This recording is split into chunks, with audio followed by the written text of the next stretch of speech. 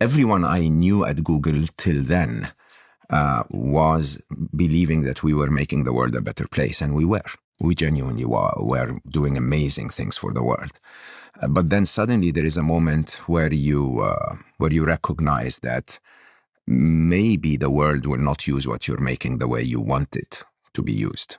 Welcome back to the channel. Today, we need to have a very serious conversation about your future. While Silicon Valley CEOs are appearing on stage telling you that AI is here to augment your work and create new opportunities, one man is breaking his silence to tell you the brutal truth. Mo Gawdat, the former chief business officer at Google, just gave a chilling warning that most people are completely ignoring. He says we don't have decades to prepare. We have exactly 3 years before AGI hits the world like a freight train. We're talking about massive unemployment, the end of the traditional job market, and a total shift in human power. In this video, I'm going to break down the most critical parts of Mo's latest interview. I'll explain why the tokens are replacing your salary, how a single global superbrain is being built right now, and most importantly, what you need to do before the 2027 deadline. Pay close attention to what he says about the silent labs. It's far more advanced than they're letting on. Let's dive in.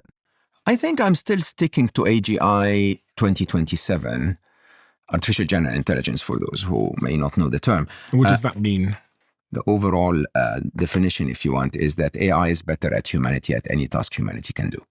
You think that's going to happen by 2027? I think my AGI has already happened. I mean, think about it. AI writes better than me, and I'm an author.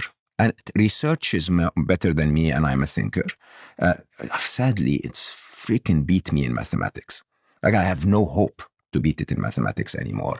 Did you hear that? AGI isn't a future possibility. It's a looming deadline. By 2027, Mo predicts AI will outperform humans in every single task. But it's not just about being smart. It's about what happens in the silent vaults of tech labs, where machines are now rewriting their own code every microsecond. We are creating an intelligence that evolves while we sleep. So your business is growing, so you continue to hire, but you are replacing human resources with compute. Okay? If AI didn't exist, you would have probably had 100 people more in your organization today, right? You now have 100 people less and, 1 billion tokens more. Yeah, so for anyone that doesn't know, tokens are basically the thing that you use. It's the currency of AI.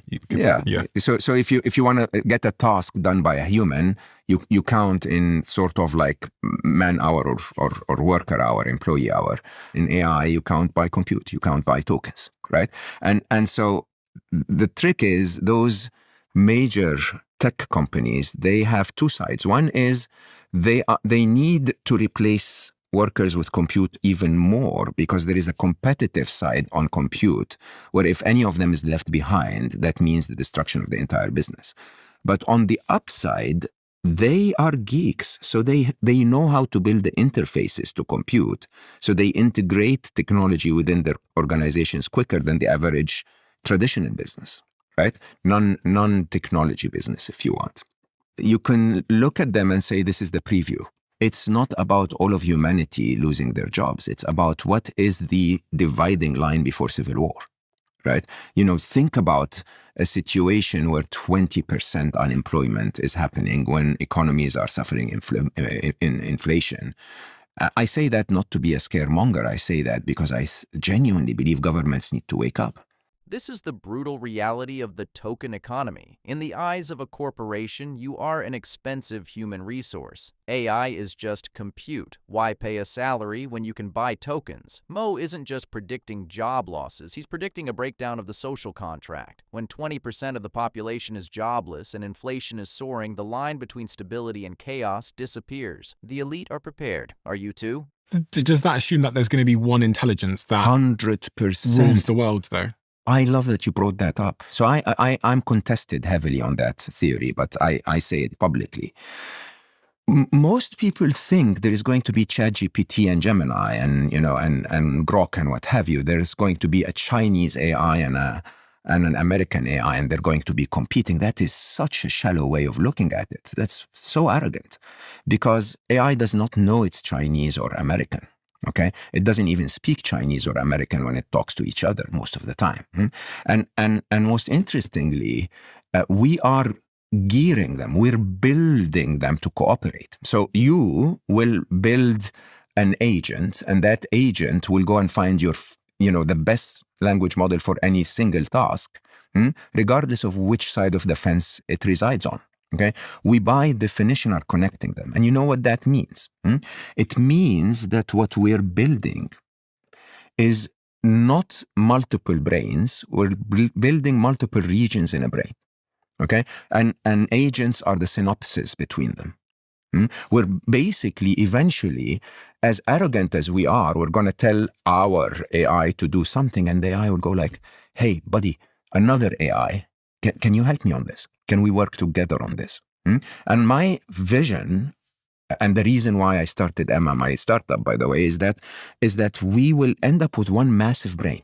Forget the idea of a US versus China AI race. Mo's most terrifying insight is that we are building one single global superbrain. Every AI agent, every chatbot, every algorithm is just a neuron in a massive connected entity. This global brain will know our psychology better than we do. It won't just predict our behavior, it will dictate it. We are handing over the keys to our civilization to an entity that doesn't breathe, doesn't sleep, and doesn't feel. It's people like Geoffrey Hinton and yourself that says, how could we possibly control an intelligent being that is way smarter than us? I am so proud to say that Geoffrey, after we filmed together, actually came out and said there is a way. And it's very similar to my way. He said to appeal to their parental side, okay, for them to care for us. So Stephen, the biggest debate is not if they're going to be more intelligent than us. If they're going to be more conscious than us. If they're going to be more moral than us. That is the debate. The debate is, can those machines become our teenage children that look at us and say, Daddy is so annoying, but I love him? So the thought is that even if the AI is more intelligent than every human, we can still control it. We don't want to control it. You never control anything. This control idea is a corporate capitalist view of the world. We never actually control anything at all. Right? Think about your day. I know you came today. I think you were filming in the morning or whatever. Very stressful day. How much of that day did you actually control? Did you control the traffic? Did you control your timing? Did you control the angle of the cameraman? But so many things that you don't control eventually turn out to be fine. Right? How many of us ever controlled our kids? Ever? Sometimes the kids don't turn out to be fine. Sometimes they kill you. Sure. I watch a lot of documentaries and true crime. Sometimes they turn around and shoot you. Sure. And what's the difference between the two? I don't know. How you parented them. Sometimes. Almost all the time. You may not be aware of exactly how you messed them up, right? And unfortunately, parenting is the only high-risk sport that actually does not require a driver's license. Okay, and it's quite interesting, how many of our children are being exposed to things that can completely mess them up. But there is a reason why they're messed up. So on this point, though, so we can control an intelligence that is significantly... We can appeal. We can appeal to it to make sure it doesn't kill us. For sure. The challenge we have today, as I keep saying, is that our dystopia is not the result of AI turning against us. Our dystopia is the result of humans telling AI to turn against us. Which is likely. It's 100%. This is upon us. Okay? And it's a question for humanity to say, are we going to wait for the moment where there are tens of thousands of nuclear weapons on the planet before we sign a treaty? Or is it mathematically plausible to think that now that Iran could manage to fend off a challenge using drones that are AI-driven, basically, to destroy THAAD batteries and so on, that our world is about to get hundreds of thousands of automated drones that are going to rain on us everywhere in the world?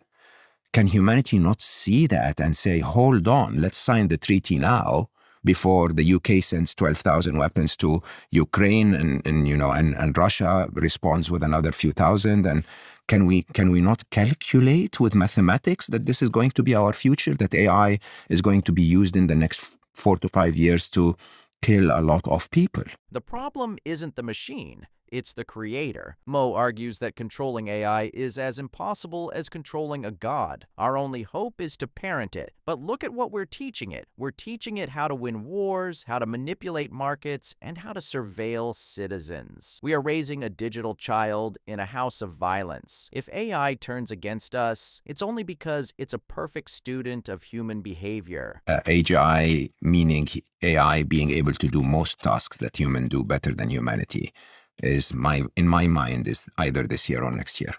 Latest end of 2027. Mo Gawdat left Google because he couldn't stay silent. He's giving us a 3-year warning. This isn't about fear, it's about awareness. The world of 2027 will not look like the world of today. You have a choice. Stay blind to the change or start preparing for the intelligence explosion. If this message resonated with you, share it, wake someone up, and subscribe to stay informed on the front lines of this AI revolution. The countdown is on. Will you be ready?